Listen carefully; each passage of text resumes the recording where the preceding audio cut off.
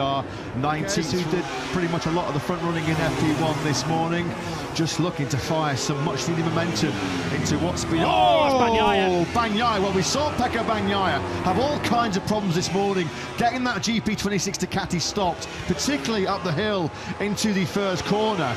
And I just wonder whether that's just a cold front tyre. The front tyre not up to temperature. That's a wrecked factory Ducati. Look at all the debris in the ground trap. You can just see all the dust as well that's been kicked up on our outside camera. Here's a replay then. It was never settled. It snakes left, it snakes right. This is going to be an ugly front end washout for Bagnaia. And then look at that, the front end tucking from underneath him. Not a hope in hell he has of saving that one. Well, he flirted with that crash a couple of times this morning, Lewis. This time around, he doesn't get away with it. Yeah, turn one has not been a happy corner for Pecco Bagnaia so far today, and already within, what, 2.5 minutes of this practice session getting underway, Bagnaia on his back foot. And surely, looking at the state of that Ducati, cartwheeling to the gravel trap, Bagnaia's only going to have one bike left for the rest of this practice session already. Dropping down to second gear, around about 140 kilometres an hour he was carrying as he was trying to get it stopped. In the end, it came to the wrong kind of stop. Yeah, that's a write-off, that factory Ducati. It just never got settled at all, did it, on the brakes. A couple of times we saw it kick left and right. Davide Tardozzi, well, we've seen that shot a few times, haven't we? Factory Ducati here. Marquez, they're now sole representative at this current early stage of this practice session. He's got Morbidelli and Mir for company behind him. Look at, he's talked so much, hasn't he, over the last couple of years or so, or certainly since he got that GP25 last year, of how what was his always his strong point, is the real key weapon in his arsenal was how he could get that GP24 a couple of years ago stopped and then flung into the apex, set himself up for the exit. He lost all that front end filling, all that front end. He finds himself barrel rolling into the gravel trap. To Gian Antonio, well, we're starting to get 36s for fun now, aren't we? Fabio De Gian Antonio has just set the fastest time of the weekend, a 1:36.730. The track now nicely rubbered in. Plenty of rubber history on Friday afternoons. He's found himself having to go through that very tricky Q1. Well, there's no chance on planet Earth that he's going to have two bikes at his disposal later on this afternoon. So yeah, again, he's put himself under big pressure. Let's get a Pecco update from Jack.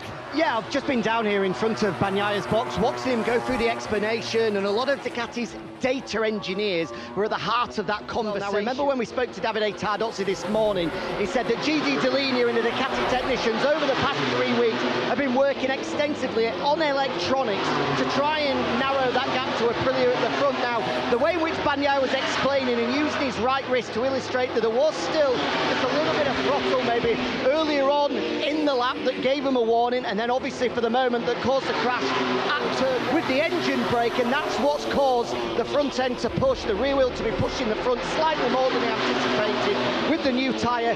That potentially what could have caused the crash. I just thought it was interesting at how much Pecco wanted to explain. From the sort of general master plan in terms of tyre-wise this weekend so far, in the cool conditions this morning, Martin and Bezzecchi were one of a handful of riders that started out early on the medium front, when everybody else seemed to prefer the soft, the better performance, the better grip in the cool conditions. And this afternoon, just looking at Aprilia riders, Ralph Fernandez, Bez, Ayagura and Jorge Martin, all four Aprilia riders, or all four of their regular riders, Lorenzo Savadori of course here this weekend, have started this session on the soft rear. Everybody else at the moment is out on the medium, so once again, Aprilia just operating on a slightly different plan, a slightly different strategy.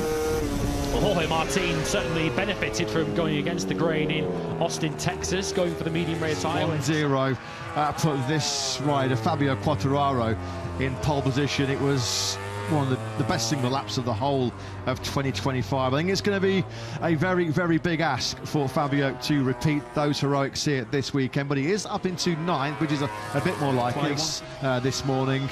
More struggles ongoing for Yamaha's new V4 powered M1.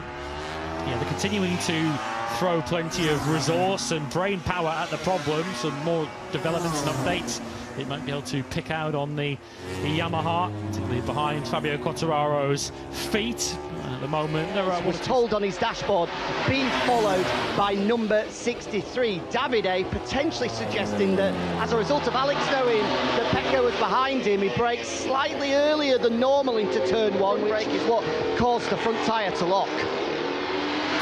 Thanks very much, Jack. Well, there's only one way we are going to find out exactly what caused that crash. It will be when we get to speak to Pecco Bagnaia himself post-session. But yeah, there are various theories now that have been bandied around. The old crash relatively unscathed as Jorge Martin threatens his best lap of this session. That's all very clean, very neat and tidy from the 89 now on the power as he comes to the finish line now.